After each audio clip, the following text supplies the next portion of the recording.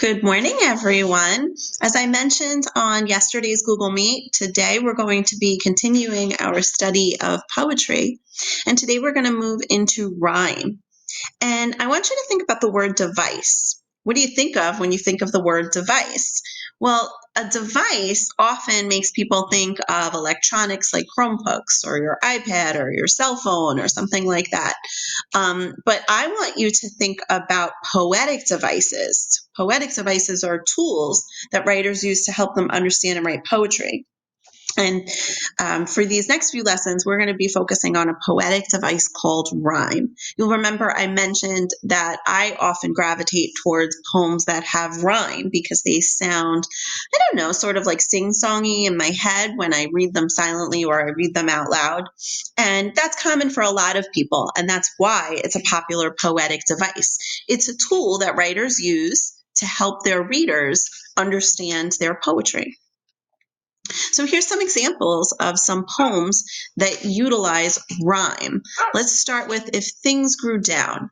If things grew down instead of up, a dog would grow into a pup. A cat would grow into a kitten. Your sweater would grow into a mitten. A cow would grow into a calf, and a whole would grow into a half. Big would grow into something small, and small would grow into nothing at all. Pass the pizza. I made a pizza but had no spice. I thought it might taste just as nice. I made a pizza but had no cheese. Instead, I threw in frozen peas. I made a pizza but had no tomatoes. Instead, I tried home fried potatoes. I made a pizza without any dough. Why people like pizza, I really don't know. What did that person do? Try this one. I eat my peas with honey. I've done it all my life. It makes the peas taste funny, but it keeps them on the knife. I want you to think and notice how the authors use rhyme. Sorry, I want to actually be on this part of the slide. What is the author's purpose for writing this poem? Well, this poem is just pretty clever. It's meant to have the reader sort of be entertained, right? And think something funny. Oodles of noodles. I love noodles. Give me oodles. Make a mound up to the sun. Noodles are my favorite foodles. I eat noodles by the ton. Now, this word right here, foodles, is just a made up word. I think this poem is particularly clever because your moms and dads might know a different word called zoodles, which zoodles became popular a few years ago. That's a type of like zucchini when it's scraped into noodles. And zoodles was originally a made-up word, and now it's actually like a real word, which is kind of funny. But that's one of the things that makes poetry so fun. You can use made-up words to rhyme.